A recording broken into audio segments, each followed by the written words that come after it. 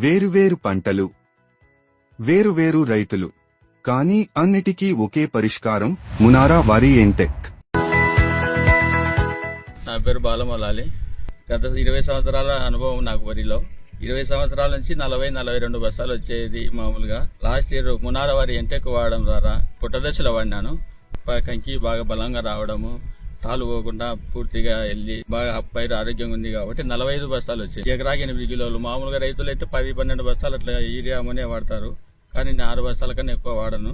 అయినా కూడా నాకు బాగా దిగుబడి అయితే 45 బస్తాలు వచ్చింది. ఇప్పుడు అది బాగుందని చెప్పి ఇప్పుడు నార్మల్కి వాడినాను. మళ్ళీ తిరిగి నారు కూడా బాగా గిలకలు ఇప్పుడే పిలక రావడం, బాగా నారు బిరుసుగా బాగుంది. అందుకని ఇప్పుడే నార్మల్కి వాడినాను. నారు కూడా బాగుంది. నారు వేసుకున్నా కానీ బాగా నారు తొందరగా కోలుకునే శక్తి ఉంటుంది నాటని నార్మల్కి వాడినాను. ప్రతి రైతు వాడతారని ఆశిస్తున్నాను. నా పేరు గుర్రం నాగేశ్వర.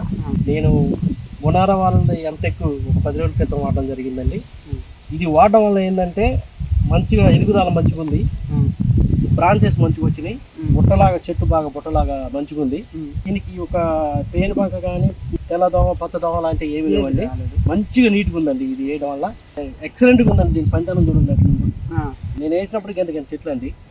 ఇప్పుడు ఇది వేయడం వల్ల చాలా బుట్ట కట్టుకున్నాయి, మంచిగా సైడ్ బ్రాంచెస్ మంచిగా ఉన్నాయి, నెమ్మది పనిచేసిందండి. ఈ ఎంటెక్ వాడడం వల్ల చాలా ఉపయోగాలు ఉన్నాయి. నా పేరు వెంకట కృష్ణారెడ్డి. నేను 3 ఎకరాల మొక్కజొన్న సాగు చేస్తున్నాను.